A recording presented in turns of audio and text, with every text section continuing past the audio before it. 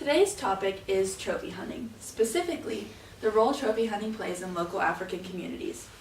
Trophy hunting has been a controversial topic for over 100 years and will continue to be an important discussion as more and more people, especially Americans, push for a ban on the sport entirely. So why are people so adamant about ending trophy hunting altogether? Before doing this research, I share the same opinion as many people, that there should be a complete ban on trophy hunting. As someone who aspires to pursue veterinary medicine, specifically conservation and wildlife medicine, I saw nothing but the downfalls of trophy hunting. Creatures that are already disappearing off our planet at an alarming rate are being shot for sport, so how could I ever agree with that? However, like most people opposed to trophy hunting, I failed to realize that more than just the lives of animals were at stake. Most arguments pushing for a ban on trophy hunting pertain to the animals hunted and their conservation. While the conservation regarding the persistence of wildlife and natural resources is obviously an important one to have, it's not the only side to the trophy hunting discussion. The communities across Africa that are affected by trophy hunting are almost always left out of the conversation. So, before we begin, do you believe that the benefits these communities can reap from trophy hunting should be considered before making a case against the sport, or should the conservation of animals be the only determining factor? Tyler? I think that the conservation of the other variables should be definitely thought about, but also I think that the welfare of the endangered animal species should also be thought about, because endangered species are often the ones hunted more than the non-endangered species, and that's just been detrimental to everyone when they could be hunting non-endangered species and solve the problem altogether. Definitely. Do you have any opinions? I would agree with that. I feel like we should definitely take in consideration how it affects the people, but in the end, we do need to remember that some of these species will go extinct, and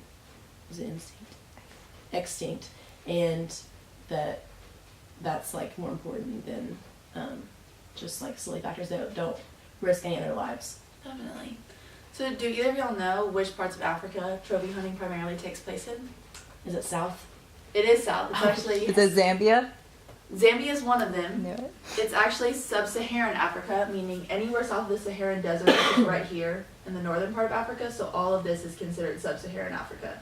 Specifically, this southeast range is where most of the abundance of wildlife is in Africa, so where most of trophy hunting takes place. So, sub-Saharan Africa. Yep, Delaney? What kind of animals are we talking about? There's a lot. There's elephants, rhinos, crocodiles, lions, leopards, there's 1 million different species of antelope in Africa, so all of the antelope species, really anything you can buy a license for and shoot. So sub-Saharan Africa is home to some of the poorest countries and communities of the whole African continent. This area actually has one of the lowest percents of people with access to running water in not only Africa but the entire world. According to the United Nations Department of Economic and Social Affairs, 40% of sub-Saharan Africa's 800 million person population do not have access to an improved water source. Because this access to clean water is so limited, 115 people die every hour due to diseases linked to poor sanitation. Also, 1/4 of the sub-Saharan Africa population has to travel half an hour one way just to get water, drinking water, and bathing water for their families.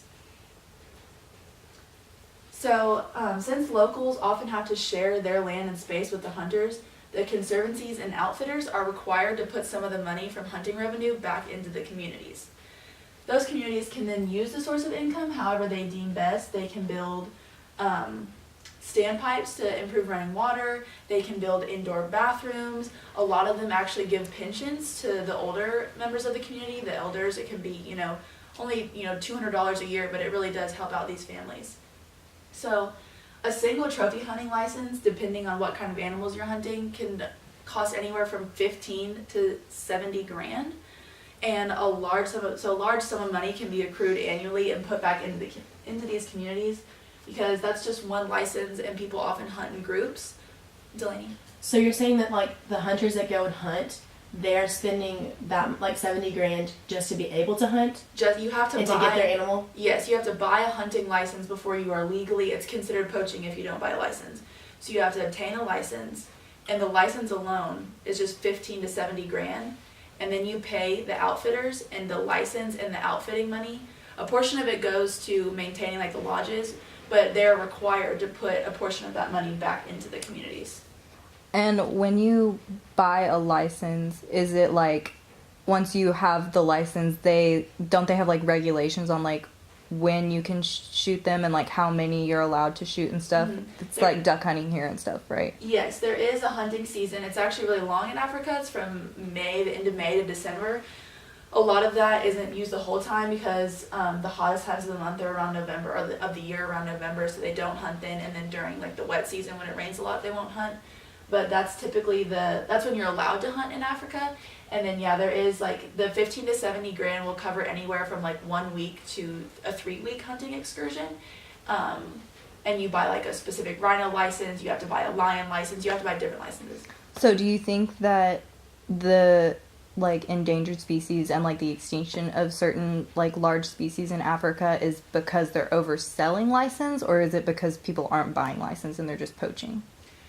I actually think that there's a little bit of mismanagement of trophy hunting in Africa, so I think it's a combination of things. I think while trophy hunting is still legal in a lot of places, it's kind of a corrupt system in some places. And to make more money, they're overselling licenses and mismanaging funds. And I think that contributes to endangerment of animals. And I also think that when you reverse it and you ban animals, or you ban trophy hunting, it's actually shown that poaching incidents increase, specifically because, I'll actually talk about this later in the lecture, villagers, it's not even hunters that are poaching the animals, it's villagers that are killing them because it's causing detrimental effects to their communities and their villages. So when the villagers are doing it, are they doing it to survive, or like to sell it, or like why do they do it? It's mainly for survival. I do talk about how like it endangers the communities, but it's mainly for survival. Okay, so basically what you're telling me is people will spend $70,000 to hunt legally, and then the villagers are getting $200, or around $200 a year to survive. That's that's per person, and not each villager gets that. So like, for example, I'll go into it. One village was given $600,000 in 1 year, and they use that to build on their economy or build on their society, and then they give pensions of extra money to the elderly, to the sick, to the... Okay, so that's like per person. I thought you meant total. No. The whole community receives a lot more money than that. Okay. So a good example of this income, I was just talking about it being put to use and how communities can suffer without trophy hunting, can be seen in the Senkuyu village of Botswana, which is right in the southern part of Africa. Botswana was once a really popular trophy hunting destination until the sport was banned in 2013. So since then, the people of the Senkuyu village in northern Botswana have definitely felt the repercussions of the ban.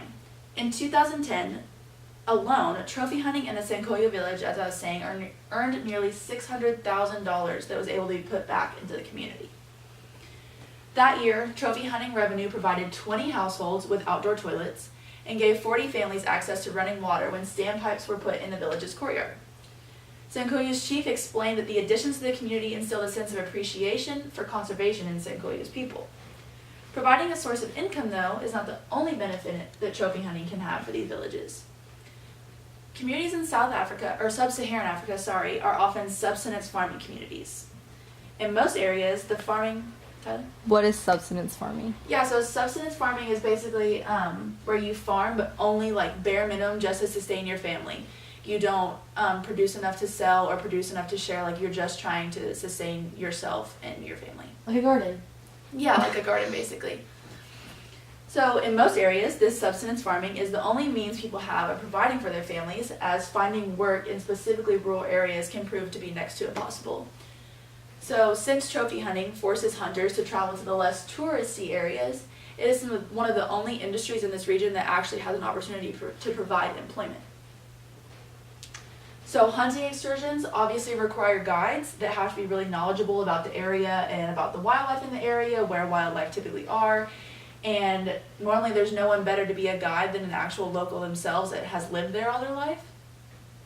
So trophy hunting provides jobs in that respect, and then it also provides jobs because there are hunting lodges. Hunters need a place to stay. They're often there for 2 to 3 weeks a month at a time. So there's employment needed to sustain and run those hunting lodges. So trophy hunting is able to provide a direct source of income, and then it's also able to provide an opportunity for employment that would otherwise probably not exist in these rural areas. So as I mentioned just a minute ago, many communities throughout sub-Saharan Africa are subsistence farming communities. So because families are aiming to sustain themselves with the lowest resource expenditure possible, food shortages are really common in this area. So in addition to this, sub-Saharan Africa is obviously also plagued with really extreme climate and weather conditions. Obviously this is right near the equator, so it's one of the hottest parts in the world. The wet seasons are very drastic, the dry seasons are very drastic, which makes raising crops very, very difficult sometimes, and also sustaining livestock.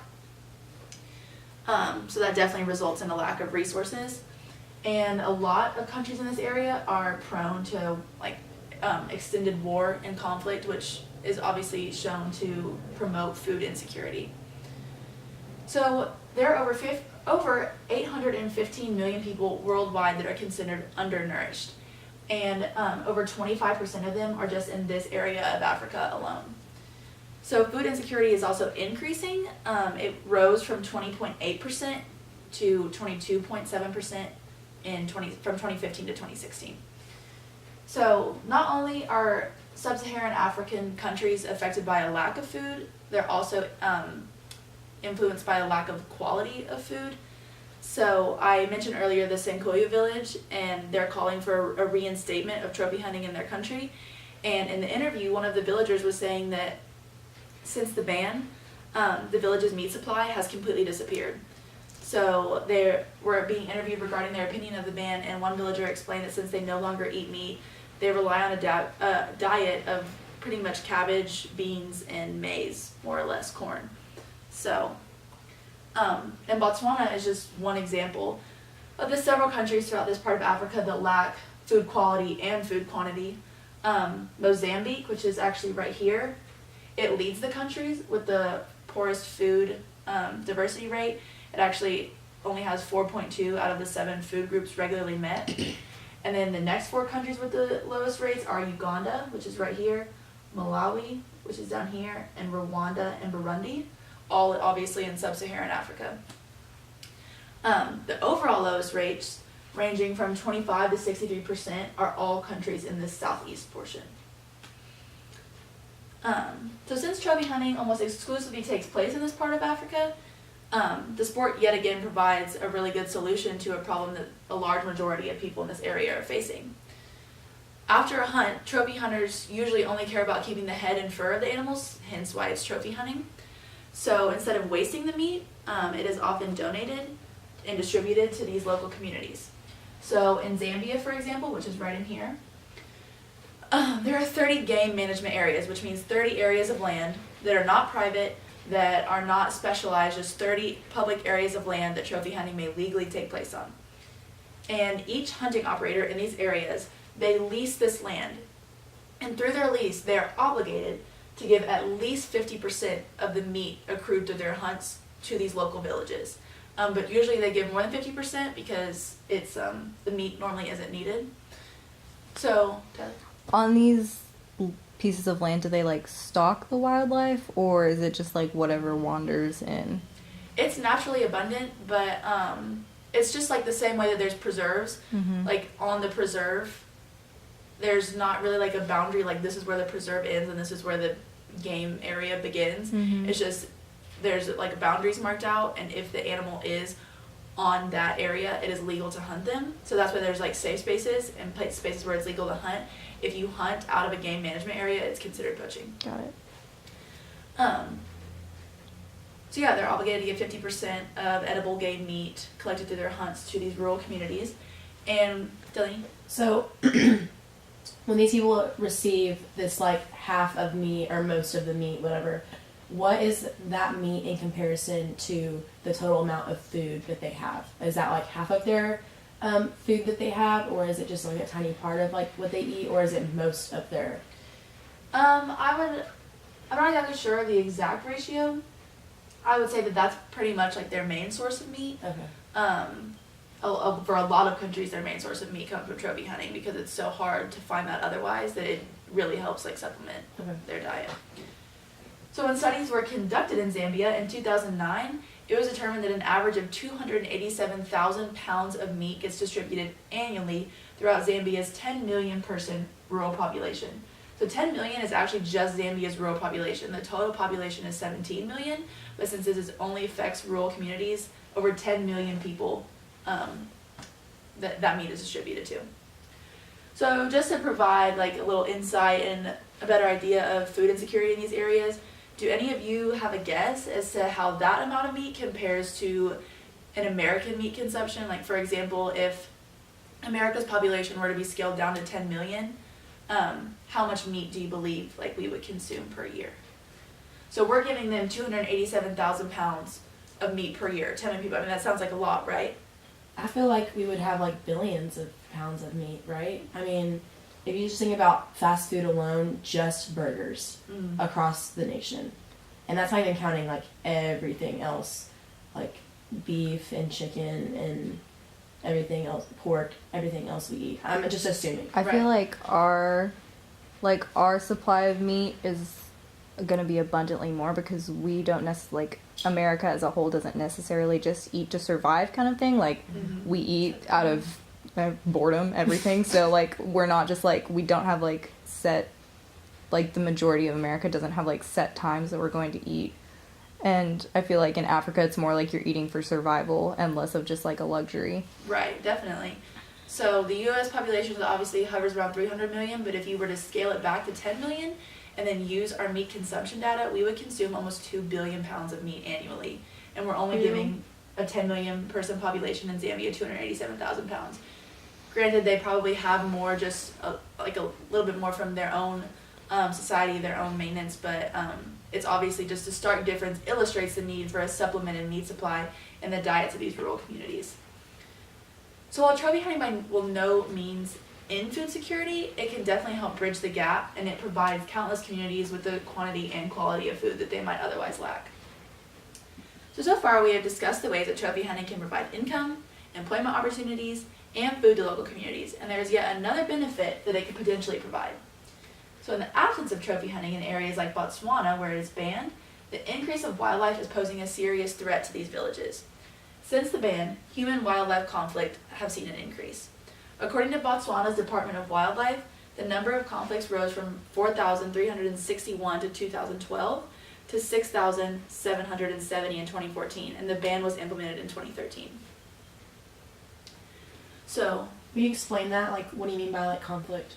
I think conflict defines, I guess, anything that would be considered an issue. Like, I'll give some examples right here, like wildlife, a lion wandering into the village and having to be killed, crop destruction, things like that. So that's where actually elephant meat is not viable game meat to be donated to the communities, obviously. So they often leave it behind far away from villages so that predators like lions and leopards and hyenas are able to utilize